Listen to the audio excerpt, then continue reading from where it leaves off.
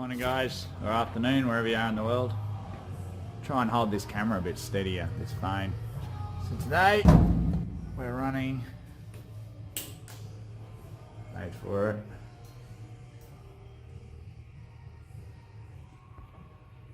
$3516B. So our dyno's only really good for 2000 horsepower, which you'll see on this run. This is 1800 or 1900 horsepower, this one 1920 or 30 or something like that. The 789B dump truck. They're upgrading it to a 789C, but I believe they still use these Bs in the earlier ones, so they're a totally different dump truck, the Cs to the Bs. There's a lot of different updates that they do that makes it a lot better. So this engine, as you've seen, we've run a few of these now. It's pretty much the biggest engine that we can run in this room. We pretty well max out. So here we have front of the engine obviously, and there's the front door. So we got to put Mr. Squiggle off to the side. Normally he's up the front. So he's got to kick off to the side, which you might have seen in some of the other videos. And the other little trick that we do is we extend our dyno cart. So we put this joiner in here, which is an extra probably 2.5 feet or 2 feet.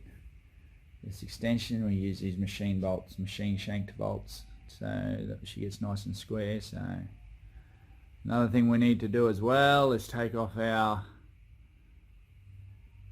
normal 6-inch reducing flange we run. That's a 10-inch system that we run up on the roof, but we've gone 10-inch straight through down to this lovely elbow, which is a bit of a masterpiece that I had to weld up, and also straight down into the twin turbo flange there. So that's coming out at 10-inch on both sides. So we don't have any issues there with the exhaust system.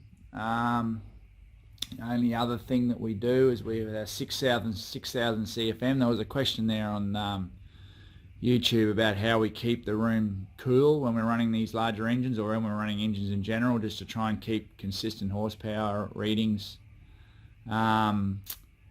Don't find the temperatures of the room make a huge difference. We normally run anywhere between, because we're in Queensland here, in winter we're down into the sort of teens, mid-teens, and in summer we can get as hot as 40 degrees. Now in summer we do have dyno room, engine room temperatures in excess of sort of 43 degrees plus.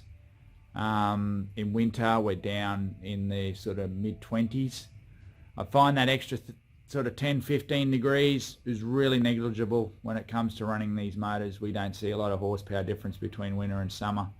It's something that we can't control 100%, which I'm not too sure of how many engine dyno rooms can. That we do have that variation of 15 degrees, yeah, thereabouts between summer and winter, and our intercooler systems, cooling systems, don't have any dramas holding up, except in the middle of summer on these larger engines. We can't run for full horsepower for probably any longer than sort of 30-40 minutes, whereas in winter we can probably endure a good hour and a half full load, but most of the customers don't require that longer full load tests anyway. So the only other issues with these engines, once again, we've got, I think I've shown this before, we've got the cooling, we've got our engine room intake fan there, which is 6000 CFM. And then running across the other side of the room, I run a 4000 CFM outlet. So this is pretty quiet. So we actually have a positive engine room air pressure of 2000 CFM. So we've got 2000 extra CFM of air coming into the engine, into the dyno room. And on the 3516s, we actually have issues with it.